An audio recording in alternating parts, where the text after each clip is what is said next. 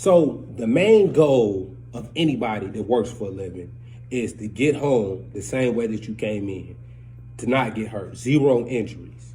And we do that, the way that you do that in any organization is by managing hazards. In the game of life, you have to manage your hazards. To do that, you have to understand your hazards.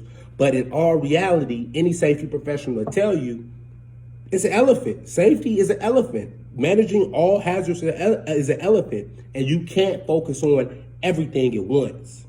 So my idea is to make risk-based decisions. So evaluate the hazards, evaluate the risk of the hazards based on severity, frequency of exposure, and probability based on the controls that are in place.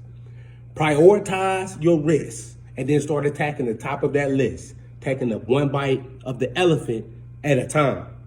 And this is what it looks like. So you see the circle right here. This is considered all hazards, right? All the hazards in the facility, all the hazards in life that you have to go through.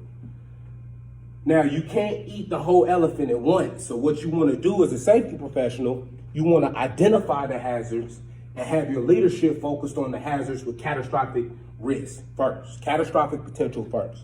Because this is number one, saying as leaders in the facility, we refuse to kill or seriously injure somebody for production, for toilet paper, for glass bottles, whatever it may be.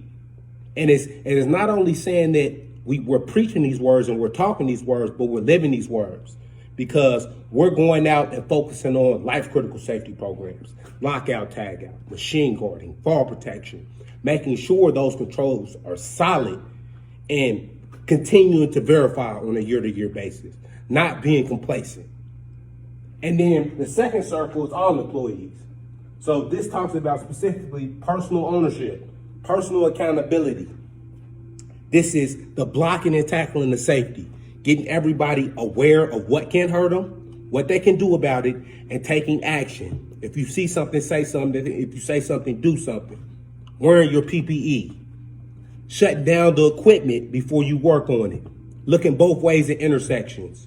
You know, you have to have people engaged for them to understand, hey, those are consequences, those are choices that you have to make on a day-to-day basis.